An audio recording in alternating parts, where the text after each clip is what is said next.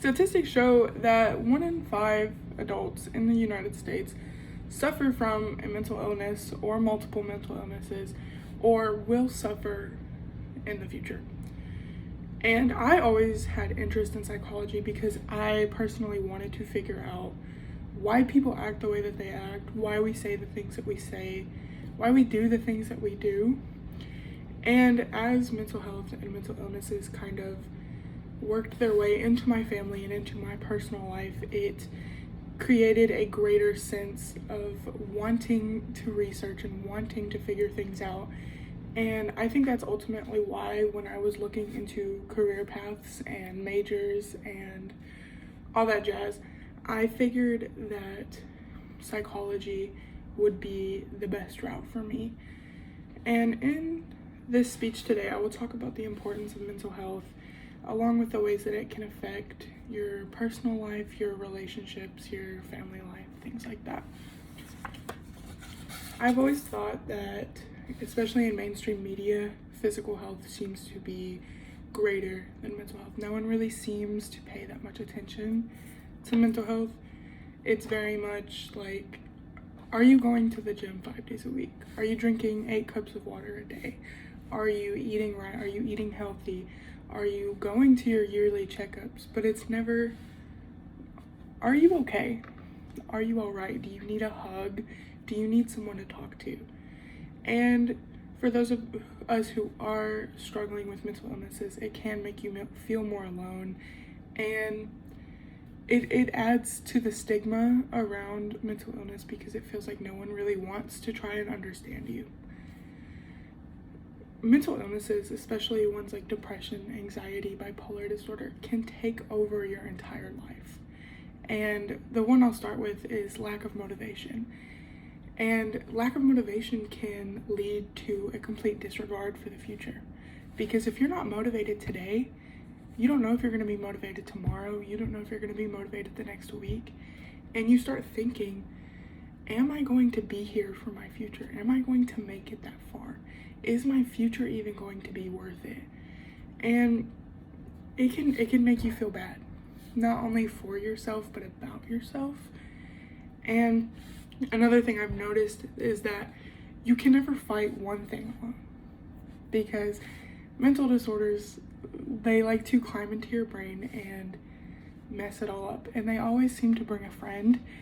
The one I've noticed the most is depression usually brings anxiety with it, because if you're not motivated, then you're worried about your future and if it'll be worth it and if you'll even be there. And this constant worrying brings on anxiety. And another thing is depression can bring on improper hygiene, which adds to the stigma as well, because doing things like brushing your teeth or taking a shower, it can feel like a chore. And it shows other people who are normal-minded that people with depression are lazy, even if that's not the case. And another thing depression brings is bad eating habits. You might choose unhealthy things, and that leads to disordered eating. And disordered eating almost always leads to eating disorders such as anorexia, bulimia, binge eating disorder, orthorexia, which are all debilitating. Obsessing over food, and it can ruin your whole day. It can ruin your whole week. It can ruin your entire life, and I don't think people realize that.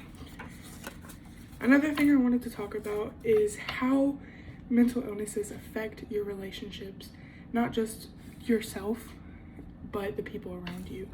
Being the person with mental illness, you can feel like a chore or a burden because nobody understands you, and it feels like nobody's trying to, because no one wants to put up with you. It feels like a chore, and that makes you feel even more alone.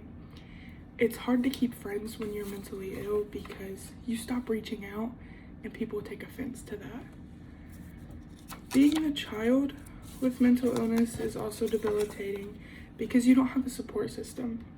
And not having a support system and watching your parents go through these awful thoughts can create the same thoughts in you later on. And me personally, the reason I got so deep into mental health was watching my mom struggle with it herself. And it was hard, watching your mom be hospitalized when you needed her most, when you were going through the same things but didn't have anyone to talk to, and you were too young to be hospitalized. It's just hard going through the same things but not having your parents as a support system because they're going through the same thing. In conclusion, mental illnesses can tear down your personal and family life. They're debilitating, and I think that the stigma around them needs to be gotten rid of. And while 1 out of 5 may not seem like the biggest statistic, those people are celebrities, teachers, parents, and they deserve to have their voice heard, and they deserve to live a happy and healthy life. Thank you so much for listening.